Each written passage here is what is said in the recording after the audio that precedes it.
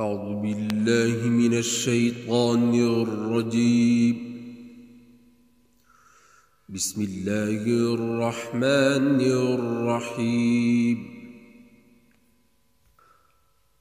يا أيها الذين آمنوا لا تكونوا كالذين كفروا وقالوا لإخوانهم إذا ضربوا في الأرض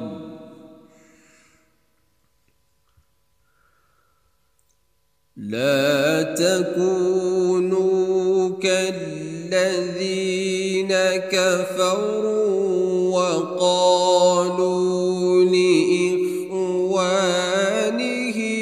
إذا ضربوا في الأرض أو كانوا غزا لو كانوا عندنا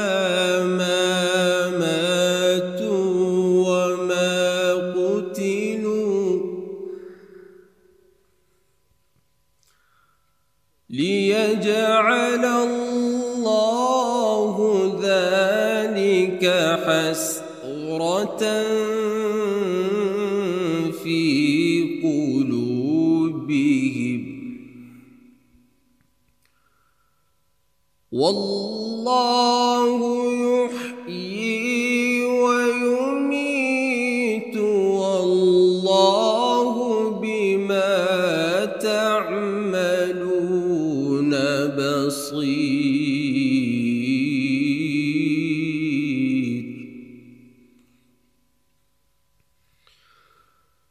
ولئن قتلتم في سبيل الله أو متم لمغفرة من الله ورحمة خير مما يجمعون.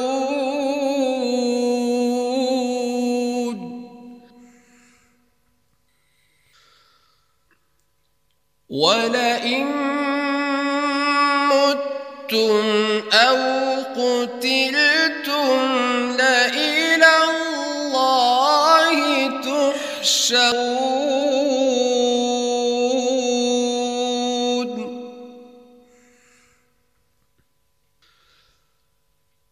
فبما رحمة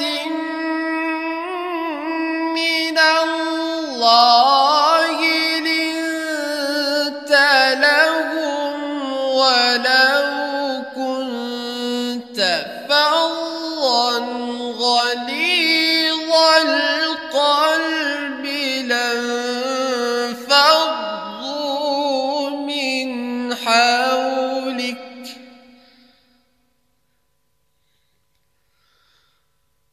فاعف عنهم واستغفر لهم وشاورهم في الأمر فإذا عزمت فتوكل على الله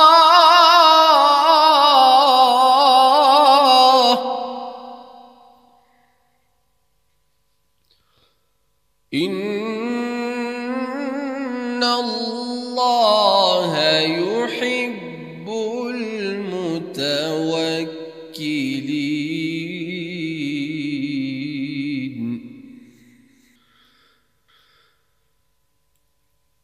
إن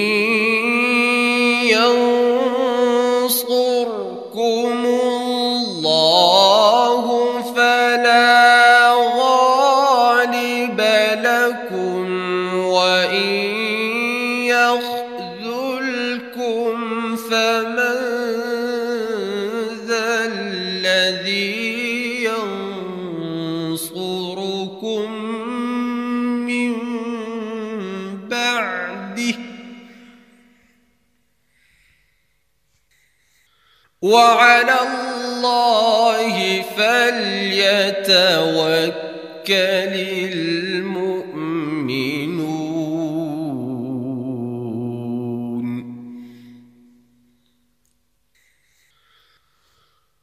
وما كان لنبي أن يغل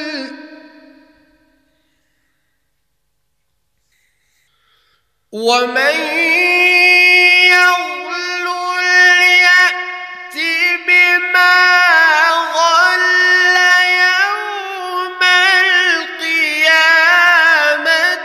ثم توفى كل نفس ما كسبت وهم لا يظلمون.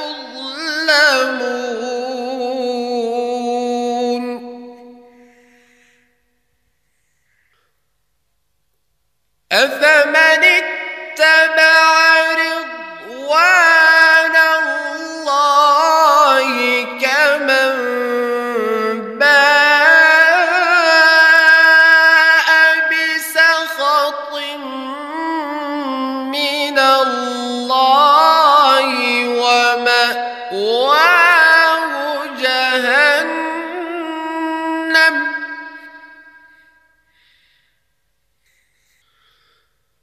وبئس المصير.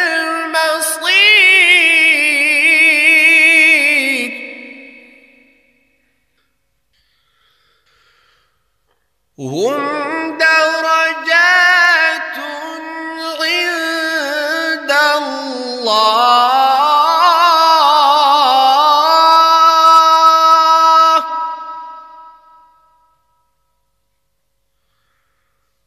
والله بصير بما يعملون.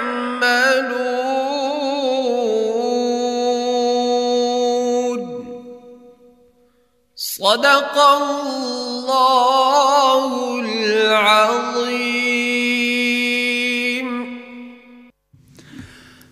اللہ کے نام سے جو بڑا مہربان نہایت رحم والا ہے۔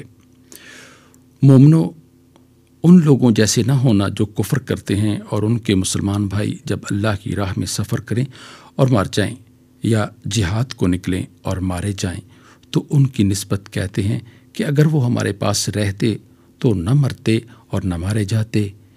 ان باتوں سے مقصود یہ ہے کہ اللہ ان لوگوں کے دلوں میں افسوس پیدا کر دے، اور زندگی اور موت تو اللہ ہی دیتا ہے، اور اللہ تمہارے سب کاموں کو دیکھ رہا ہے۔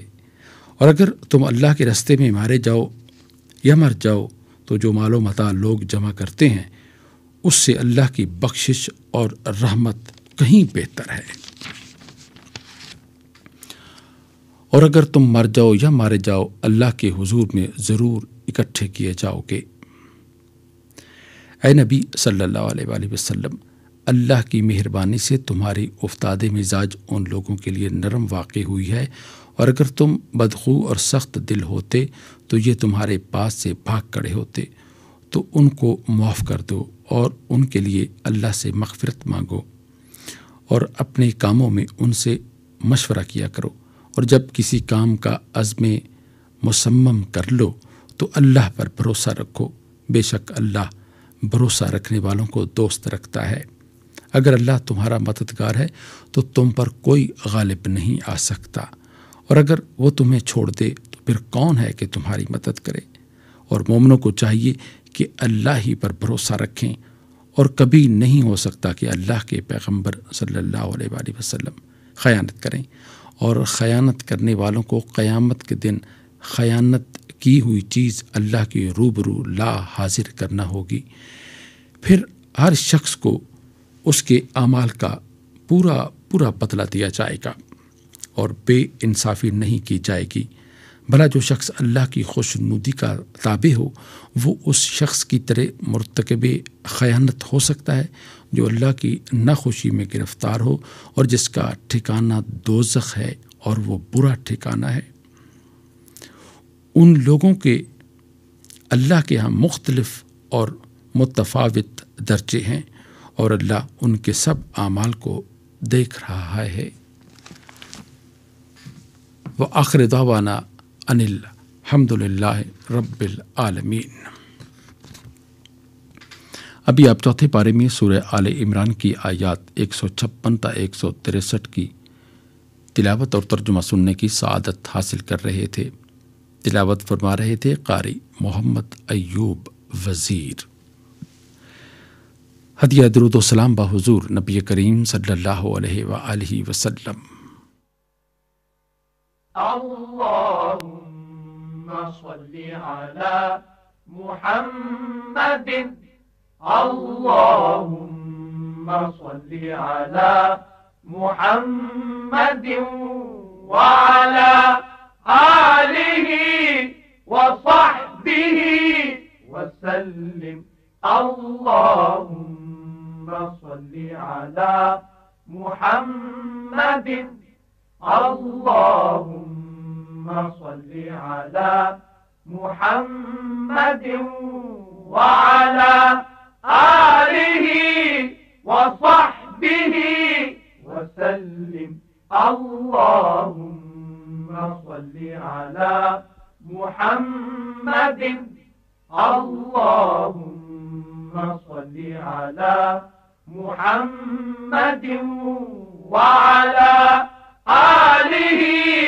وصحبه وسلم اللهم صل على محمد اللهم صل على محمد وعلى آله وصحبه وسلم اللهم صل على محمد اللهم صل على محمد وعلى آله وصحبه وسلم اللهم صل على محمد اللهم صل على محمد وعلى آله وصحبه وسلم۔ ارشاد باری تعالیٰ ہے، اے ایمان والو، اللہ اور اس کے رسول سے آگے نہ بڑھو اور اللہ تعالیٰ سے ڈرو، بے شک اللہ سننے والا جاننے والا ہے۔ حمد و ثنائے رب جلیل۔ میری نگاہ سے میرے وہم و گمان سے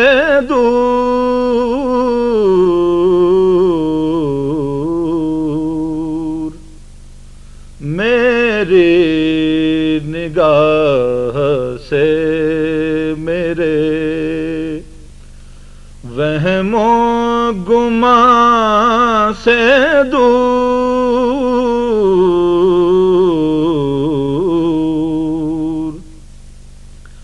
میری خرد سے دور، میری این و آن سے دور،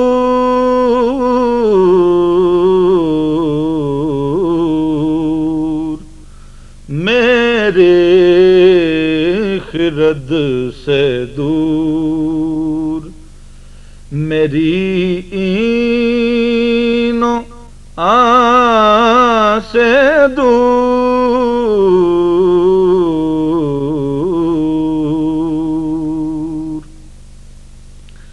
راحت سے پاک رنج سے پاک ابتلا سے پاک،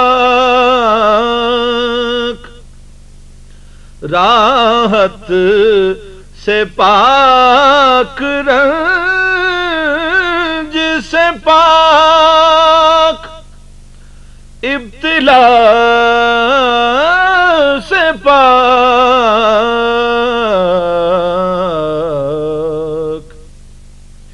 ہر بے شکم سے ہر غم سود و زیاں سے دور، ہر بے شکم سے ہر غم سود و زیاں سے دور،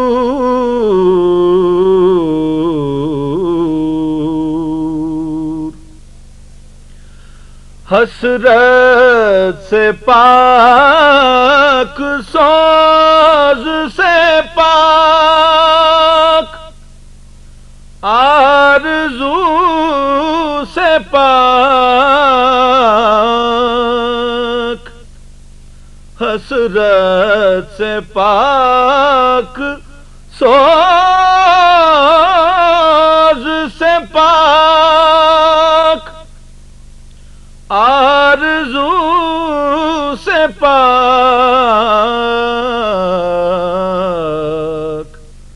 حاجت سے پاک، عیج سے پاک، امتحان سے دور،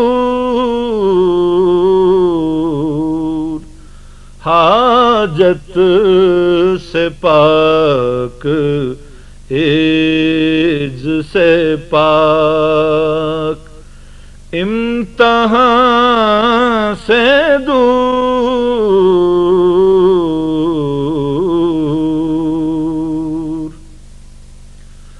کونوں مقام میں صرف وہی ایک ذات ہے،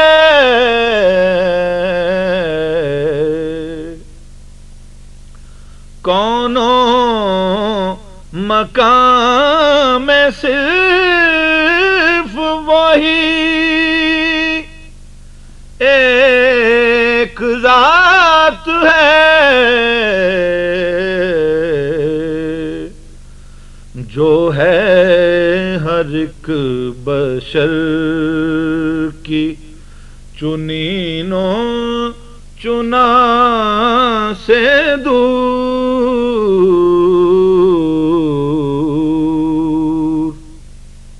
جو ہے ہر ایک بشر کی چنینوں چنا سے دور، میری نگاہ سے میرے وہم و گمان سے دور،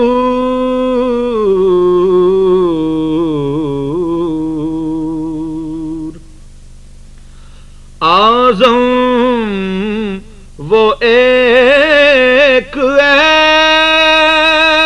ایسی حقیقت ہے بے نشان،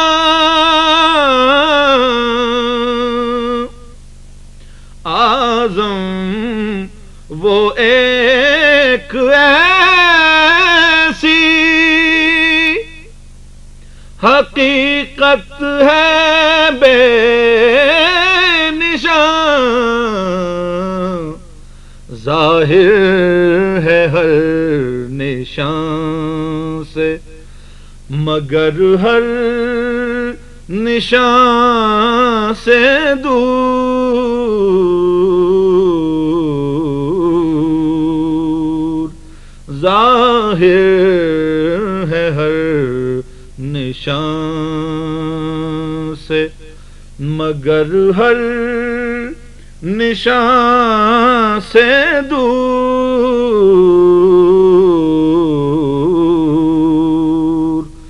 میری خرد سے دور، میری این و آن سے دور،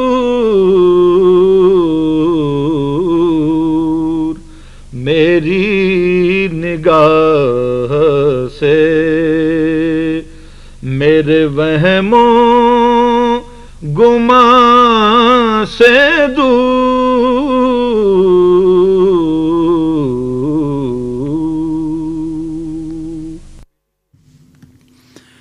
نذرانہ حمد پیش کر رہے تھے سید منظور الکونین.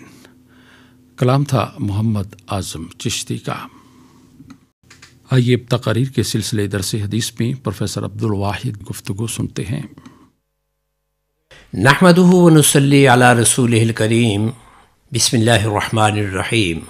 عن ابن مسعود رضي الله تعالى عنه عن النبي صلى الله عليه وسلم قال: لا تزول قدم ابن آدم يوم القيامة حتى يسأل عن 5: عن عمره فيما أفناه، وعن شبابه فيما أبلاه، وعن ماله من أين اكتسبه، وفيما أنفقه، وماذا عمل فيما علم. صدق رسول اللہ صلی اللہ علیہ وسلم کما قال.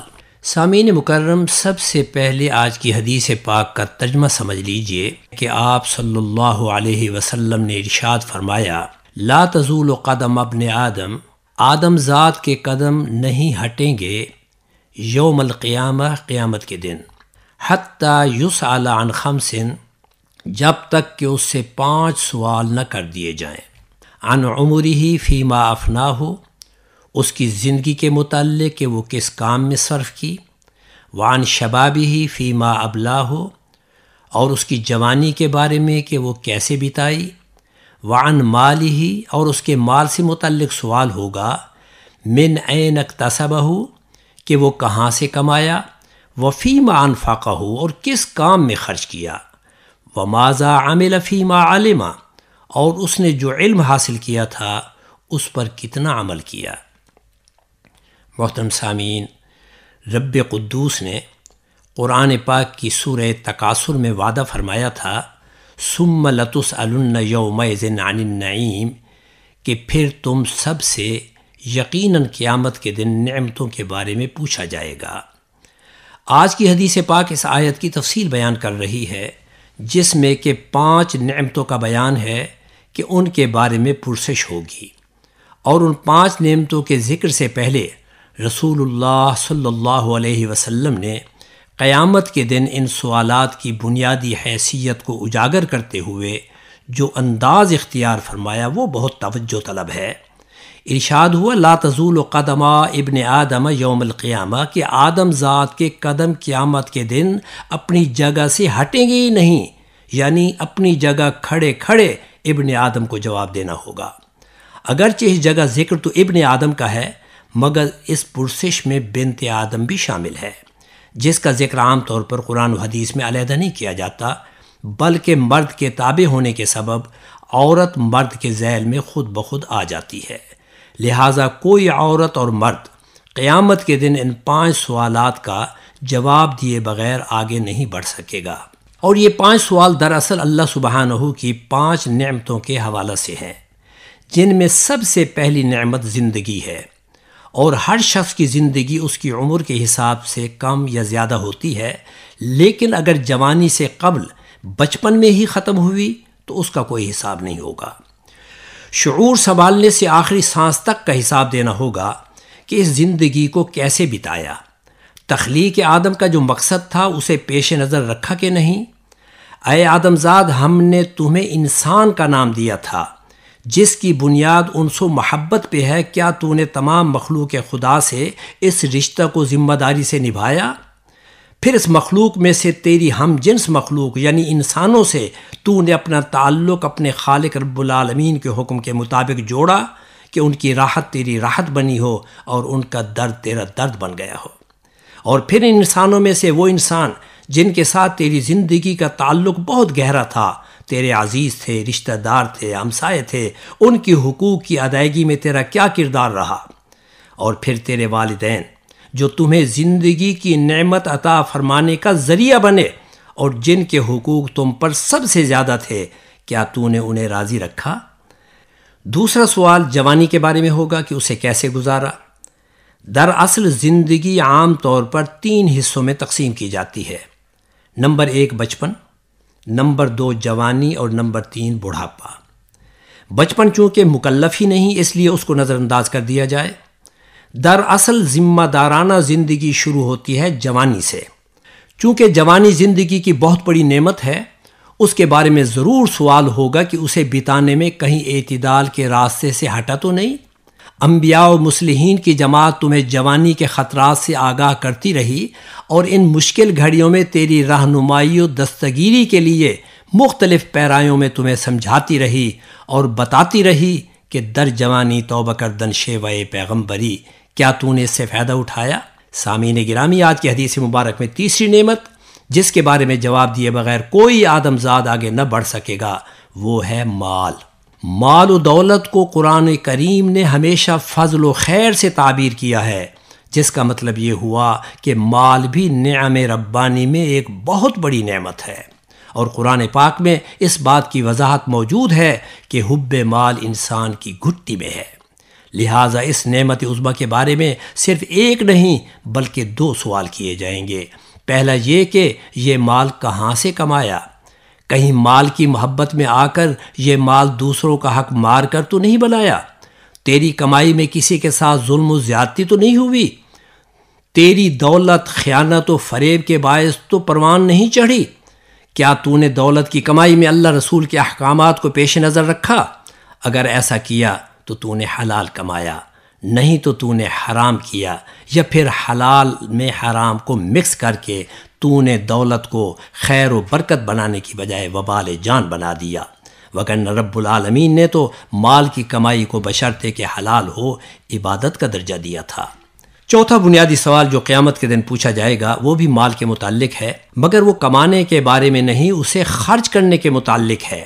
اور یہ حقیقت مسلم ہے کہ جس طرح مال کی فراوانی خوشی کا ذریعہ ہے، اسی طرح اس کا خرچ کرنا بھی کئی مسرتوں اور لذتوں کا سامان ہے۔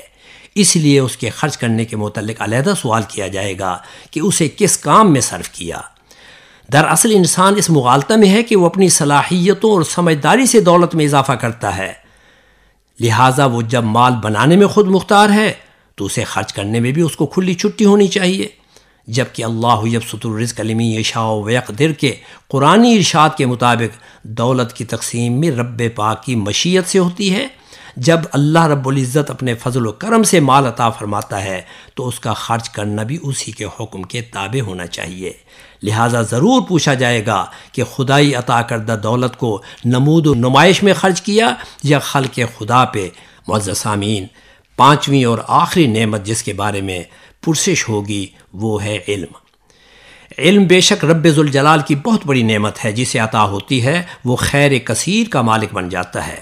آپ رضی اللہ تعالی عنہ علم اور مال کی قدر و قیمت کا مقابلہ کرتے ہوئے فرماتے ہیں کہ علم کی دولت مال کی دولت سے زیادہ قابل قدر ہے، کیونکہ مال خرچ کرنے سے کم ہوتا ہے جبکہ علم خرچ کرنے سے بڑھتا ہے۔ علم کی اس اہمیت کے پیش نظر قیامت کے دن اس نعمت کے بارے میں بھی سوال ہوگا کہ جو کچھ جانا اس پر عمل کتنا کیا۔ علم تو نور تھا، کیا تو نے اس علم سے اپنی اور دوسروں کی زندگی روشن کی؟ اس کی تعلیم و تبلیغ کا فریضہ نبھایا؟ حدیث پاک میں ہے العلم بدون عمل وبال، بغیر عمل کے علم سوائے بوجھ کے کچھ نہیں۔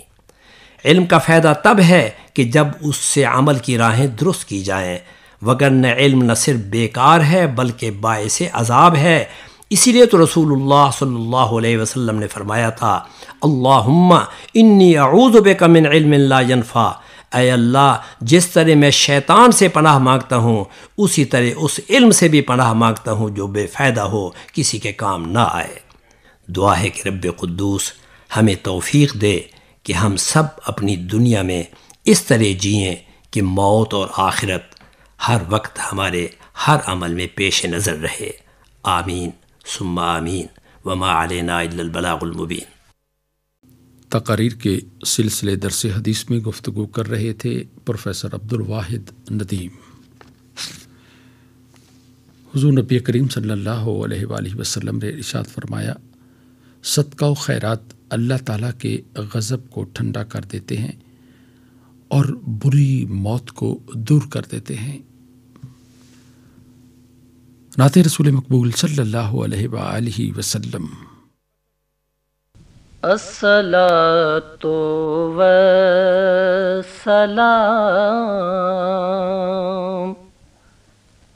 اے سرور دنیا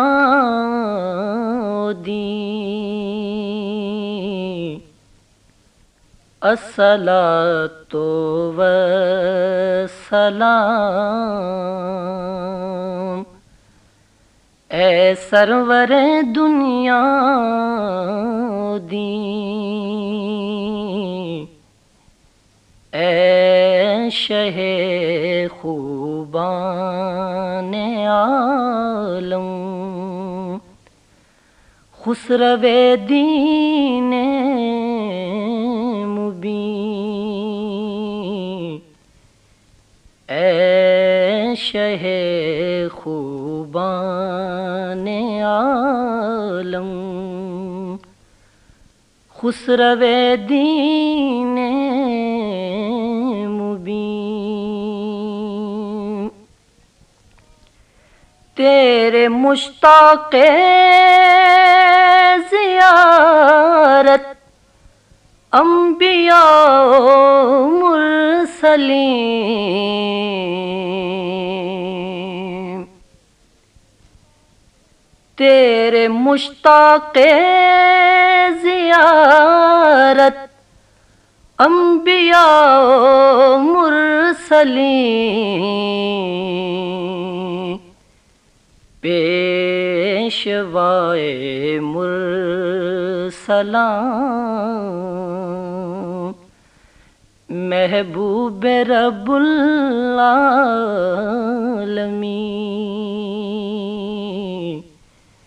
پیشوائے مرسلان، محبوب رب العالمین، الصلاۃ والسلام اے سرور دنیا دین، یا شفیع المذنبین،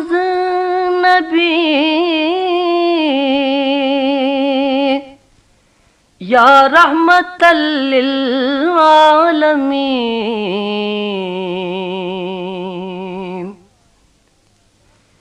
یا شفیع المذنبین،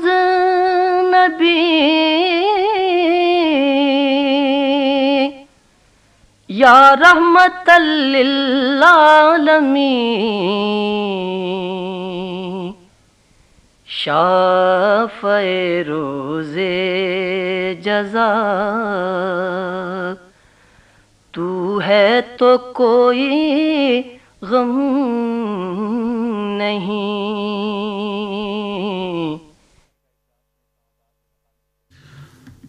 نعت رسول مقبول صلی اللہ علیہ وآلہ وسلم پیش کر رہے تھے فصیح الدین، کلام تھا مظہر الدین کا۔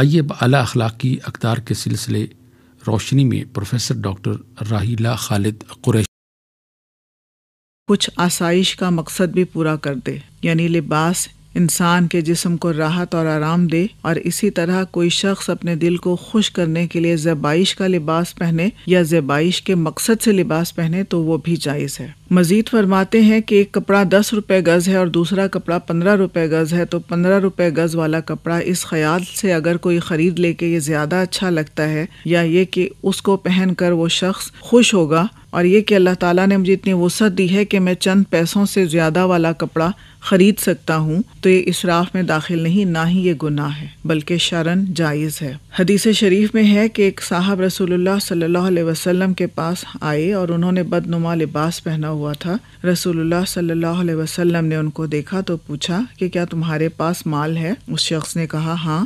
آپ صلی اللہ علیہ وسلم نے پوچھا کہ تمہارے پاس کس طرح کا مال ہے؟ اس نے جواب دیا کہ اللہ تعالیٰ نے مجھے ہر طرح کا مال عطا فرمایا ہے، یعنی مال، مویشی، غلام، سب کچھ ہے، تو معلم اخلاق حضور اکرم صلی اللہ علیہ وسلم نے ارشاد فرمایا کہ جب تمہیں اللہ تعالیٰ نے اتنا مال دیا ہے تو اس کے انعامات کا کچھ اثر تمہارے لباس سے بھی ظاہر ہونا چاہیے۔ لباس کو اللہ کے عطا کیے ہوئے مال کے مطابق اور ہدایات کے مطابق نہ پہننا در حقیقت اللہ کی نعمتوں کی ناشکری ہے۔ تاہم یاد رہے کہ ایسا کرنے سے ریاکاری اور دکھاوا مقصود نہ ہو۔ اعلیٰ درجے کا لباس اس نیت سے پہنا جائے کہ لوگ ہمارے لباس کو دیکھ کر مرعوب ہوں گے اور ہماری دولت کے روب میں آ جائیں گے۔ یہ سب باتیں خود نمائی اور نمائش کی ہیں جو یقیناً اللہ اور اس کے رسول کو بالکل پسند نہیں۔ لباس پہننے کا چوتھا اصول تکبر اور بڑائی سے اجتناب ہے۔ ایسا لباس پہننا حرام ہے جس کو پہن کر دل میں تکبر پیدا ہو، خواہ وہ ٹاٹ کا ٹکڑا ہی کیوں نہ ہو۔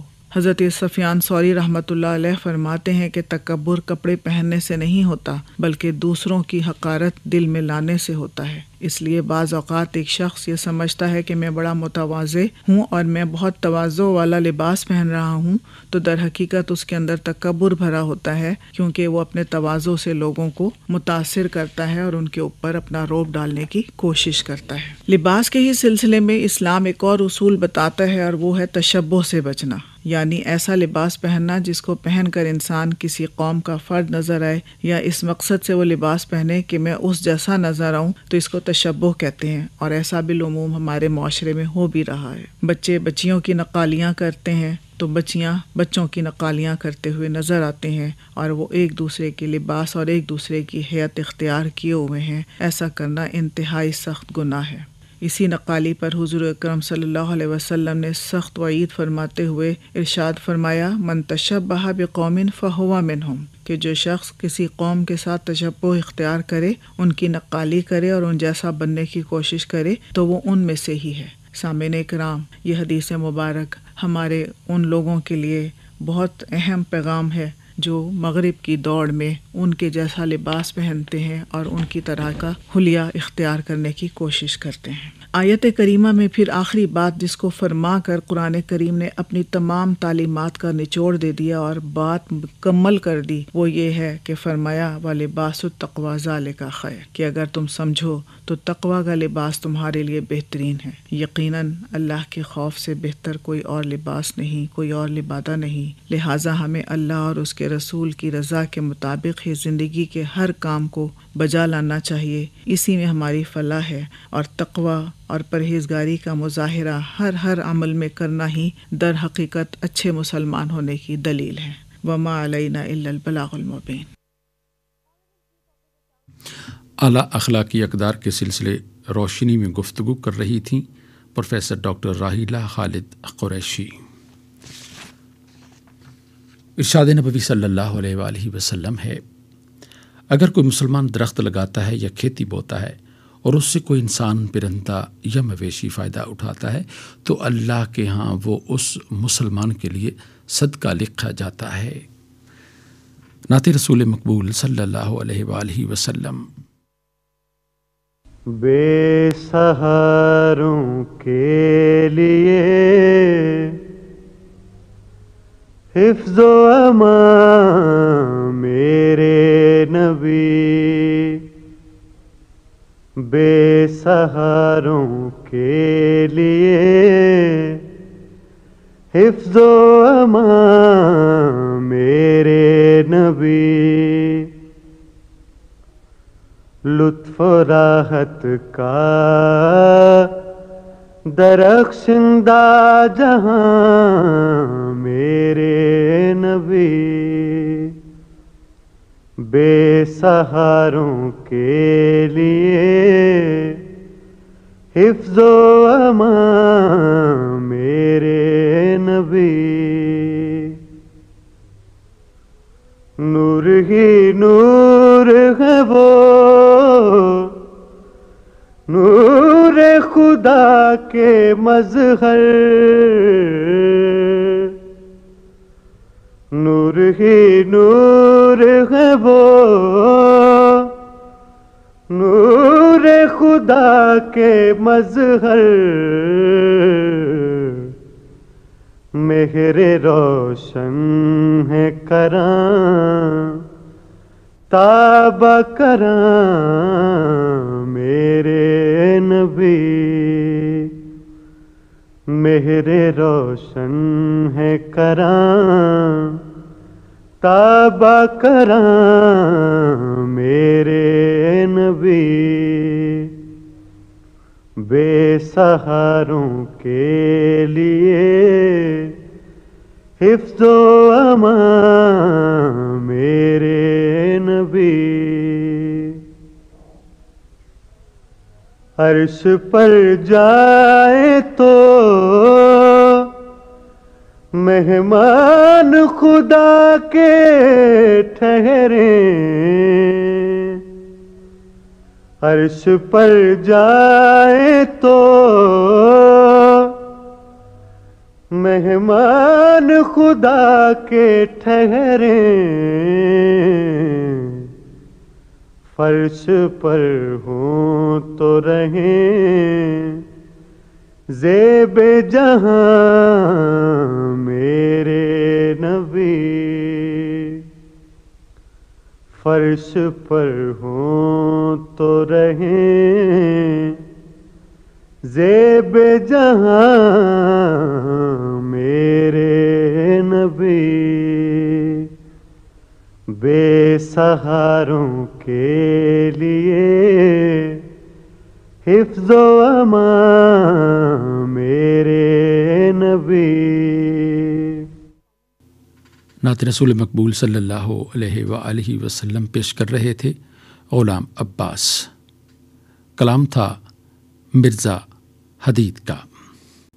آپ نے پوچھا ہے، آپ کے دینی اور سماجی مسائل کا حل قرآن و سنت کی روشنی میں پیش کر رہے ہیں پروفیسر ڈاکٹر حبیب الرحمن عاصم۔ بسم اللہ الرحمن الرحیم۔ آج کے اس پروگرام کے حوالے سے ہمیں ماڑی بنگیال ضلع راولپنڈی وہاں کے ایک صاحب خط لکھتے ہیں، غلام مرتضیٰ ولد محمد اصغر غالباً یہ نام ہے، انہوں نے لکھا، وہ پوچھتے ہیں کہ اللہ فواق اور اللہ اکبر اس میں کون سا لفظ زیادہ بہتر ہے اور یہ اللہ فواق کیا ہے؟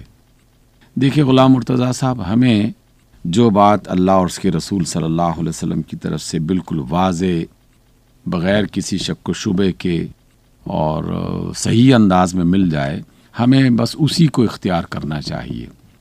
فواق کا لفظی معنی تو ہے کسی کے اوپر یا کسی سے برتر، اور اوپر اور برتر کے لیے یہ لفظ استعمال کیا جاتا ہے، لیکن اللہ رب العزت نے اور آپ صلی اللہ علیہ وسلم نے کبھی بھی اللہ کی تعریف کے لیے یا کسی عبادت کے لیے اس لفظ کو استعمال نہیں فرمایا۔ تمام تر عبادات میں، جس میں اذان شامل ہے، جس میں اقامت شامل ہے، جس میں نماز شامل ہے، اس کے علاوہ دیگر دعائیں جو موجود ہیں، چاہے وہ نماز کے بعد پڑھی جانے والی ہوں یا اس کے علاوہ دیگر مواقع پہ، تو اللہ اکبر یہی سب سے زیادہ پسندیدہ لفظ ہے کہ اللہ ہی بڑا ہے، اللہ تعالیٰ جو ہے وہ سب سے بڑا ہے، یہ بھی اس کا ترجمہ کیا جاتا ہے، لیکن زیادہ بہتر ترجمہ کہ اللہ ہی بڑا ہے، کیونکہ اللہ کے مقابلے میں کوئی اور جو ہے وہ ایسی چیز یا کوئی ہستی یا طاقت ہے ہی نہیں کہ جس کی بڑائی کا کوئی مقابلہ یا کمپیریزن کیا جا سکے، اس کا کوئی امکان ہی نہیں ہے۔ اس لیے اللہ نے اپنے لیے لفظ اللہ اکبر استعمال فرمایا اور پسند کیا، ہماری اذان کا حصہ بنایا۔ ہم ہر اذان میں 4 مرتبہ پہلے اور 2 بار پھر اس کے بعد اس کو دہراتے ہیں، اور نماز کی ہر رکعت اور ہر رکعت کے ہر رکن کو ادا کرنے سے پہلے یا اس کے اختتام پر کسی نہ کسی طریقے سے اللہ اکبر کا لفظ استعمال کرتے ہیں۔ اور پھر رسول اللہ صلی اللہ علیہ وسلم نے جو تسبیحات ہمیں سکھائیں، جو دعائیں ہمیں سکھائیں، اور جو مختلف مواقع پر ایسے الفاظ استعمال کرنے کا حکم دیا، اس میں بھی اللہ اکبر آپ کو بکثرت ملے گا۔ کسی بلندی پر چڑھ رہے ہیں تو اللہ اکبر کہا جا رہا ہے، کسی عظیم شے کو دیکھا گیا، کسی عظیم واقعے کو سنا، اللہ تعالیٰ کی کسی قدرت کا نظارہ کیا، اللہ تعالیٰ کی کسی بڑے فیصلے کا مطالعہ کیا، تو اللہ اکبر کا لفظ ایک طرح کی اللہ تعالیٰ کی عظمت اور اس کی بڑائی، اس کو اظہار کے لیے استعمال کیا جاتا ہے۔ اس لیے اللہ اکبر یہ باقاعدہ ایک عبادت بھی ہے اور دعا بھی ہے اور رسول اللہ صلی اللہ علیہ وسلم کی سنت بھی ہے، اسی کو بکثرت پڑھنا چاہیے، اور واقعی اللہ تعالیٰ اس بات کا حق رکھتا ہے کہ اس کی بڑائی کو مسلسل بیان کیا جائے۔ ہم دیکھتے ہیں کہ عیدین کے موقع پر تو بطور خاص اللہ اکبر کی جو تکبیرات ہیں یہ اتنی زیادہ پڑھی جاتی ہیں کہ جب ہم گھروں سے عیدگاہ کی طرف یا مسجدوں میں جہاں نماز ادا کرنی ہے وہاں جاتے ہیں تو راستے بھر اللہ اکبر کی تکبیرات کو بلند کرتے ہیں، اور رسول اللہ صلی اللہ علیہ وسلم کی سنت کے مطابق واپسی میں بھی ان تکبیرات کو بلند کیا جاتا ہے۔ اس لیے یہ بات بالکل 100% درست ہے، اور اس میں کوئی شک و شبہ نہیں ہے کہ اللہ اکبر یہ اللہ تعالیٰ کو سب سے زیادہ پسند ہے، اور اللہ کی عظمت کو بیان کرنے کے لیے اللہ تعالیٰ نے اس کلمے کو پسند کیا، تو ہمیں بھی اس کلمے کو ہی ادا کرتے رہنا چاہیے۔ یہ خط ہمیں لکھا ہے ماسٹر اقبال خان بلوچ، چک نمبر 307 WB دنیا پور، یہ ان کے علاقے کا ذکر ہے، اور ماسٹر اقبال صاحب پوچھتے ہیں کہ میت کو دفن کرنے کے بعد قبر پر اذان دینا اور پھر 40 قدم دور جا کر دعا کرنا، کیا یہ سنت کے مطابق ہے؟ دیکھیے ماسٹر اقبال صاحب، اصل بات تو یہ ہے کہ رسول اللہ صلی اللہ علیہ وسلم کی جو سنت ہے وہ جب بھی میت کو دفن کر لیا جائے تو اس کے بعد وہاں کچھ دیر قیام کرنے کی ہے۔ آپ علیہ السلام نے یہ فرمایا کہ اتنا قیام کیا جائے کہ جتنے عرصے میں ایک اونٹ ذبح کر کے اس کا گوشت تقسیم کر دیا جائے، تو اس دوران جو اس کے زیادہ قریبی عزیز ہیں تو انہیں وہاں پر رکنا چاہیے، اور ان کے لیے جو بھی فوت ہو گیا ہے اس کے لیے دعا کرنی چاہیے۔ یہ سب سے بہترین سنت ہے اور اللہ کے رسول کا طریقہ بھی رہا ہے۔ اس کے بعد جب کبھی موقع ملے تو ہر روز بھی اور مختلف مواقع پہ آتے جاتے اگر موقع مل رہا ہے تو اس میت کے لیے دعا کی جا سکتی ہے، اور اگر وہاں قبرستان میں نہ بھی جایا جائے تو اپنے گھروں میں کسی بھی مقام پر جو ہے وہ یہ دعا کی جا سکتی ہے، جو میت کی بخشش کے لیے یا اس کے رتبے کی بلندی کے لیے یا اللہ تعالیٰ سے اس کے اعلیٰ درجات کے وصول کے لیے ان دعاؤں کو کرنا یہ باقاعدہ مسنون بھی ہے، اور دعاؤں کی کتابوں میں اس کا ذکر بھی پایا جاتا ہے۔ اس میں یہ بات اچھی طرح جان لیجئے کہ اللہ رب العزت کی ذات ہر مقام پر موجود ہے، اس کے لیے یہ شرط نہیں ہے کہ قبر سے کتنے فاصلے پر یہ دعا کی جائے، نہ 40 قدم کا کہیں ذکر آتا ہے اور نہ کہیں کوئی ایسے مقام اور ایسے فاصلے کا تعین کیا گیا ہے۔ بس یہ فرمایا گیا ہے کہ جب کبھی کوئی شخص ایمان والوں کی قبر پہ جائے، یعنی اپنے عزیزوں کی قبروں پہ ہوں یا غیر عزیز ہوں لیکن مسلمان اہل ایمان ہوں، تو اس قبرستان پہ ان قبروں کے قریب جاتے ہوئے السلام علیکم یا اہل القبور من المؤمنین والمؤمنات، اور پھر اس کے ساتھ جو دعائیں، جو سورۃ فاتحہ اور قرآن مجید کی تلاوت، اس طرح کی جو بھی عبادات ہیں وہ کی جا سکتی ہیں۔ نہ اذان دینے کی ضرورت ہے اور نہ ہی قدموں کو گن کر کسی فاصلے کا تعین کرنے کی ضرورت ہے۔ اللہ تعالیٰ نے دعاؤں کا ذکر کیا ہے، صدقات کا ذکر کیا ہے، میت کے لیے اچھے اعمال جو انسان خود کرتا ہے، اور اس نیت کی بنیاد پر کہ جو کوئی شخص یہ کر لیتا ہے کہ میں نے یہ عمل اپنے فلاں عزیز فلاں قریبی کو ایصال ثواب کے لیے، ایصال کا معنی ہوتا ہے پہنچانا، اور ثواب کا معنی تو سبھی جانتے ہیں، یعنی ثواب پہنچانے کا ایک ذریعہ جو آپ صلی اللہ علیہ وسلم نے باقاعدہ ہمیں بتایا ہے۔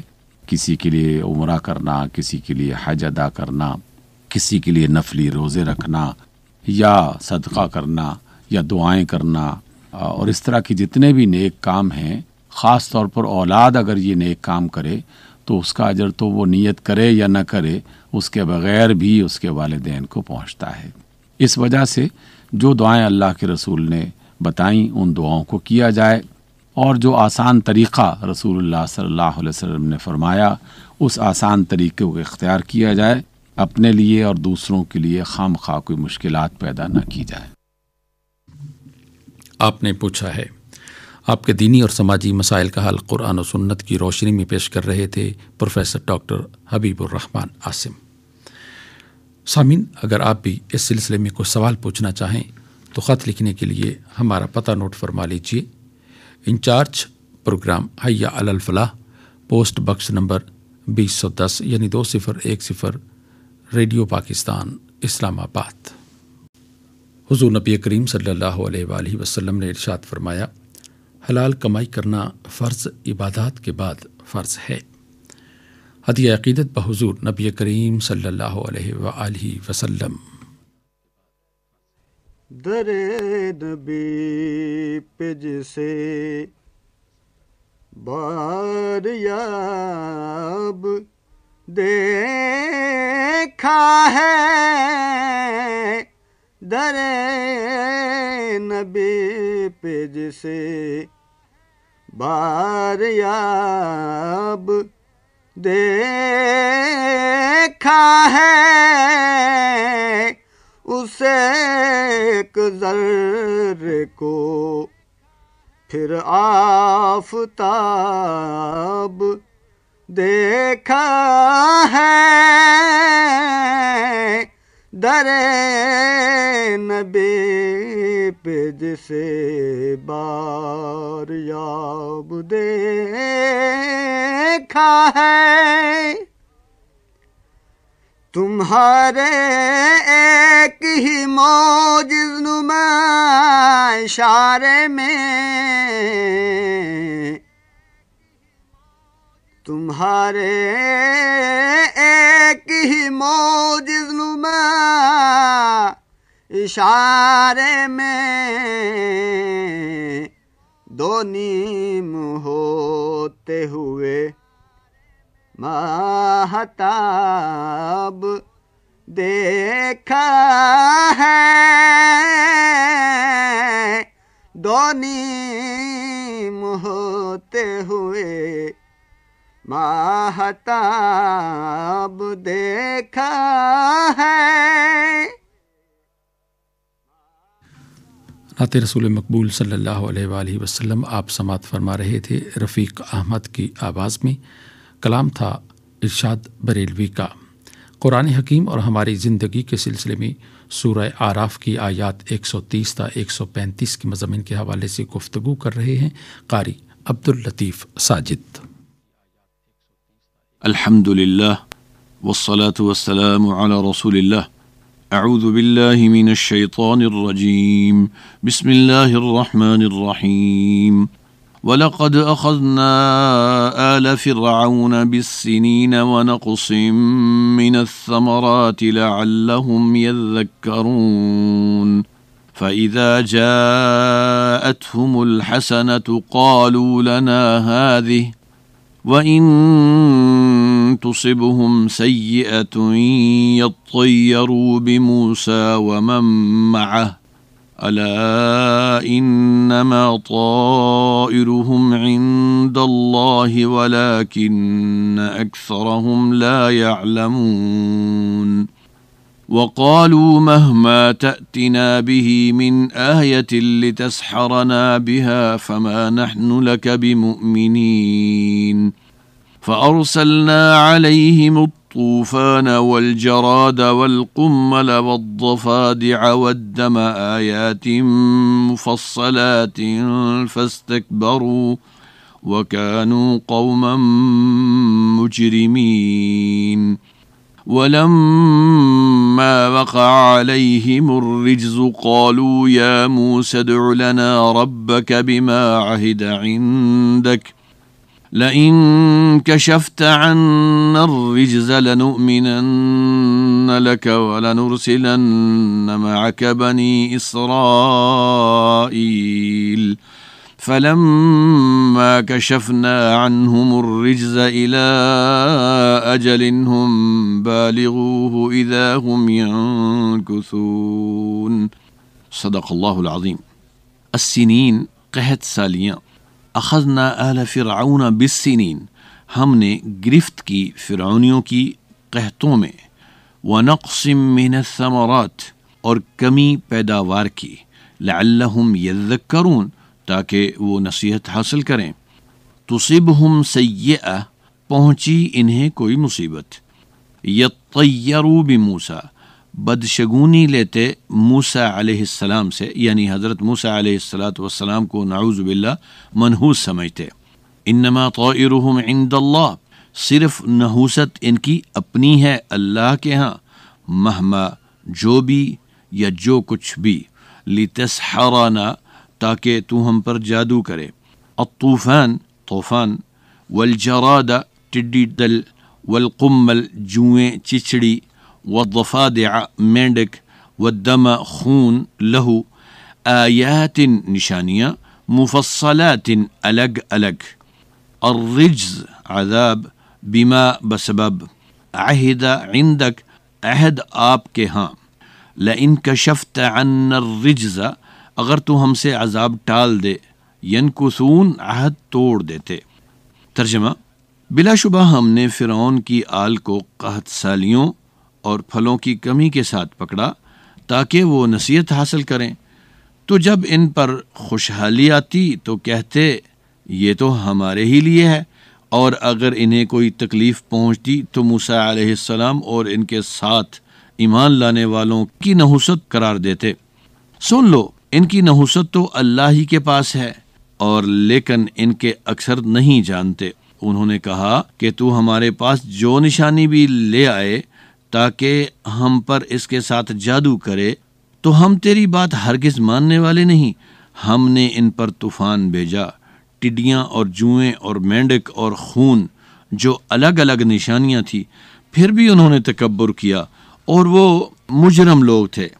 اور جب ان پر عذاب آتا تو کہتے موسیٰ اپنے رب سے ہمارے لیے اس عہد کے واسطے سے دعا کرو جو اس نے تیرے ہاں کر رکھا ہے، یقیناً اگر تو ہم سے یہ عذاب دور کر دے تو ہم ضرور ہی تجھ پر ایمان لے آئیں گے، اور تیرے ساتھ بنی اسرائیل کو ضرور ہی بھیج دیں گے۔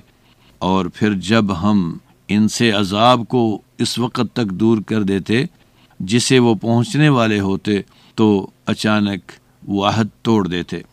سامعین محترم، آپ نے سورۃ الاعراف آیات 130 تا 135 کی تلاوت اور ترجمہ سماعت فرمایا۔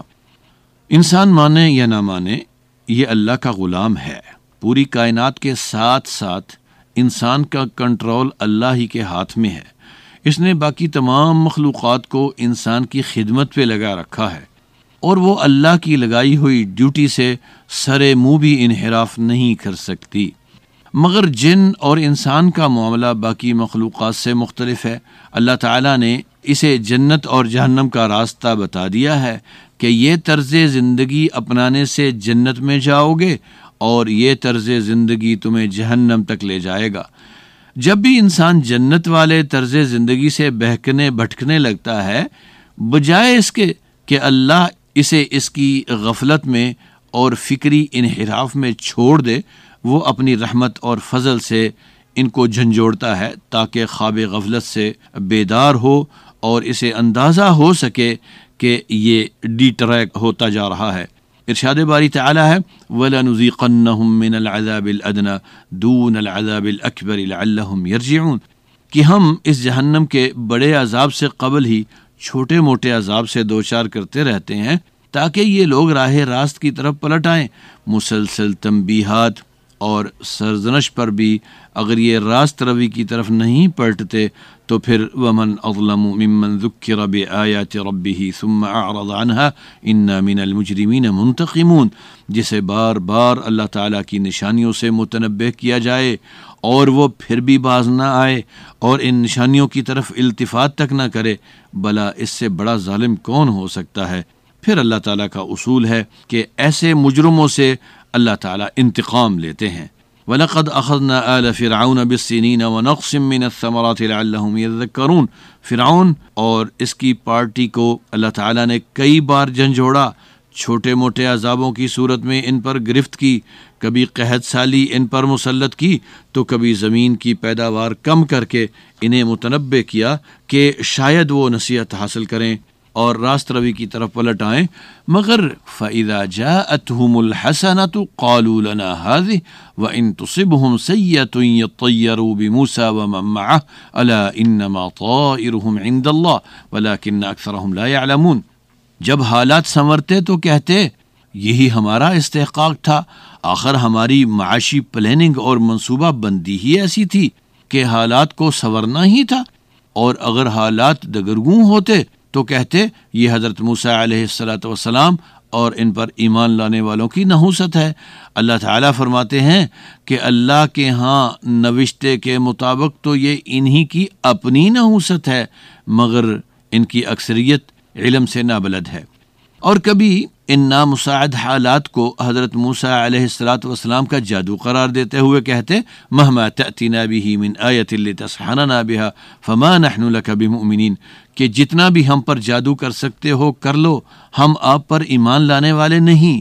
اور پھر اللہ تعالیٰ نے ان پر طوفان بھیجا، ٹڈیاں عذاب بن کر ان کی فصلوں کو اجاڑنے لگیں، اور کبھی جوئیں ان پر عذاب بن کر آ جاتی، ہر طرف جوئیں ہی جوئیں، اور کبھی مینڈکوں کا عذاب آتا کہ ہر جگہ ان کا واسطہ مینڈکوں سے رہتا، کھانے پینے کی چیزوں میں، رہنے سہنے اور سونے کی جگہ پر مینڈک ہی مینڈک ہوتے، اور کبھی ان پر خون کا عذاب آتا، کھانے میں خون، پینے میں خون، پانی میں خون، بستر پہ خون، ہر جگہ خون۔ یہ سارے عذاب اللہ کی طرف سے الگ الگ نشانیاں تھیں، پھر بھی انہوں نے تکبر کیا اور راست روی سے منحرف ہی رہے۔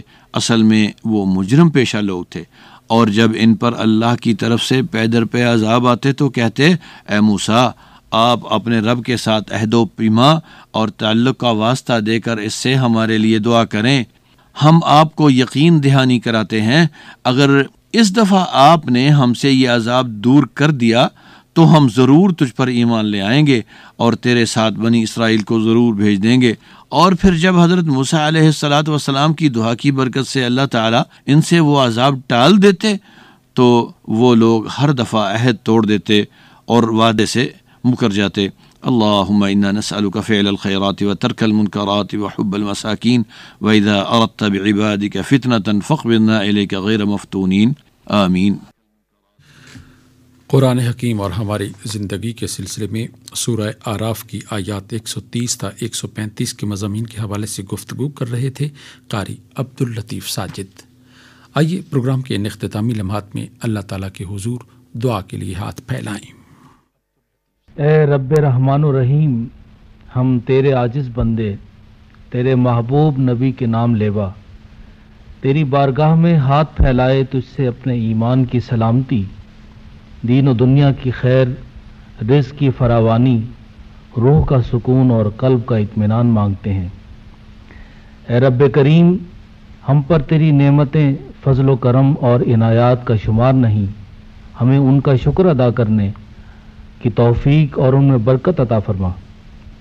اے مالک عرش عظیم، ہم تیرے ہی بندے، تیرے ہی حکم کے تابع، تیرے ہی عبادت گزار، تیری ہی رضا کے طالب اور تیری خوشی کے امیدوار ہیں۔ اے اللہ، ہمیں اپنے ایمان پر ثابت قدم رکھ، ہماری دنیا کو سنوار اور عاقبت کو بہتر بنا۔ اے علیم و خبیر، ہمیں علم کی دولت سے نواز، اسے انسانیت کے لیے نفع بخش بنا اور ہمیں اس پر عمل کی توفیق عطا فرما۔ اے اللہ، یہ سرزمین وطن ہم پر تیری سب سے بڑی نعمت ہے، آزادی و خود مختاری اور خوشحالی ہم پر تیرے احسانات ہیں۔ ہمارے مولا، انہیں تا قیامت باقی رکھ اور ہمیں توفیق دے کہ ہم اسے عظیم سے عظیم تر بنا سکیں۔ اے اللہ، ہم تجھ سے سارے عالم اسلام اور امت مسلمہ کی سلامتی کی دعا مانگتے ہیں۔ اے اللہ، ہم پر اپنے فضل و کرم اور لطف و عطا کا سایہ دراز رکھ۔